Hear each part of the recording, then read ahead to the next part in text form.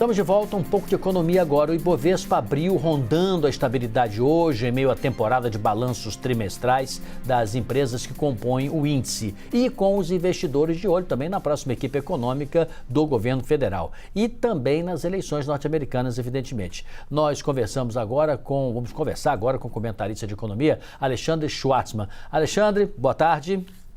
Boa tarde, Cisne. Boa tarde, Roberta. Boa tarde. Enquanto isso, o dólar avança também frente ao real. Dá um pouco, por gentileza, Alexandre, uma espécie de análise de conjuntura, né? Que estágio nós estamos exatamente agora?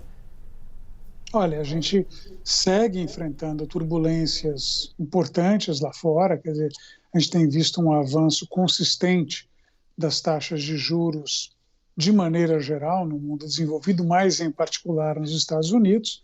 A gente está vendo, por exemplo, o Treasury, o título de 10 anos do governo norte-americano, ali acima de 4%, de um ano chegando perto de 5%. Isso funciona como um magneto de recursos para os Estados Unidos, que tem que subir taxa de juros para lidar com a inflação, pressiona o dólar aqui. E também tem uma colaboração ali inestimável das ambiguidades que estão surgindo aí no pós-eleição, né? Então, quem vai ser o próximo ministro da Fazenda, não teremos mais o Ministério da Economia, e mais importante, quais são os planos relativos a gastos e tributações para os próximos anos, que a gente já sabe que vai ter um caminhão de gasto em 2023, né? Os números ali estão rondando alguma coisa perto de 200 bilhões de reais, assim, pelo menos nos rumores, mas tá bom. E o que a gente vai fazer depois disso, se é que a gente vai fazer alguma coisa. Então, enquanto prossegue a ansiedade, o dólar fica pressionado. Sim, ontem, Alexandre, a gente até conversava com o NACA ontem à noite sobre a reação do mercado a um boato de um possível nome de Fernando Haddad ao Ministério da Fazenda ou da Economia, a reação que o mercado teve ontem. Dá para a gente falar em alguma tendência para o mercado fechar ainda nesta terça-feira com possíveis anúncios que a gente está acompanhando? Acho que vai ficar nessa volatilidade até que se bata definitivamente o martelo.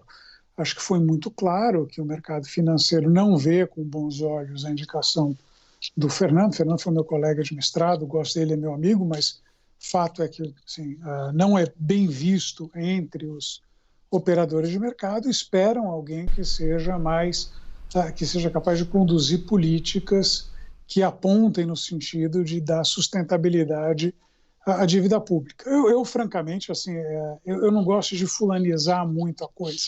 A gente já viu instâncias no passado, por exemplo, na indicação do Joaquim Levy, que foi muito bem vista pelo mercado, mas faltou apoio depois e acabou, a gente ficou sabendo lá no segundo governo Dilma. Então, o nome é importante, mas mais importante do que o nome é saber qual que vai ser o rumo que vai ser dado para a política econômica no país nos próximos 4 anos. A gente vai ter um repeteco de Lula 2 e Dilma 1, ou a gente vai ter alguma coisa que se aproxime mais do primeiro governo Lula, do qual eu fiz parte. Então, enquanto essas definições não forem dadas, a gente vai ter esse clima de volatilidade. Eu, se tivesse que apostar, estou mais para Lula 2 e Dilma 1 do que para Lula 1, mas, enfim, isso é minha aposta pessoal.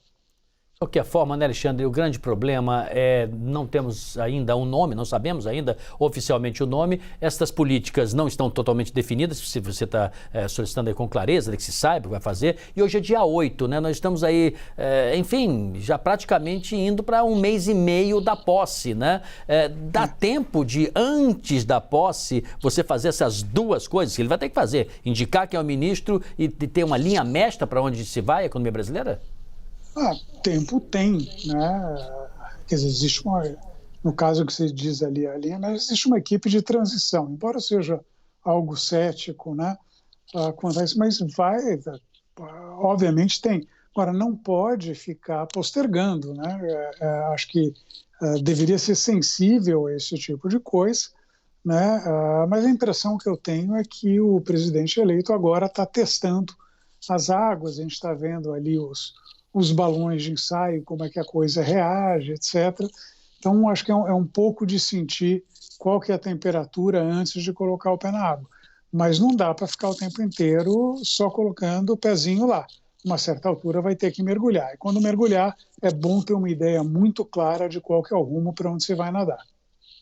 Tá certo, Alexandre Schwartzman, comentarista de economia aqui da CNN. Muito obrigada, Alexandre, por essa conversa com a gente. Boa tarde, até uma próxima. Boa tarde, até a próxima. Grande abraço.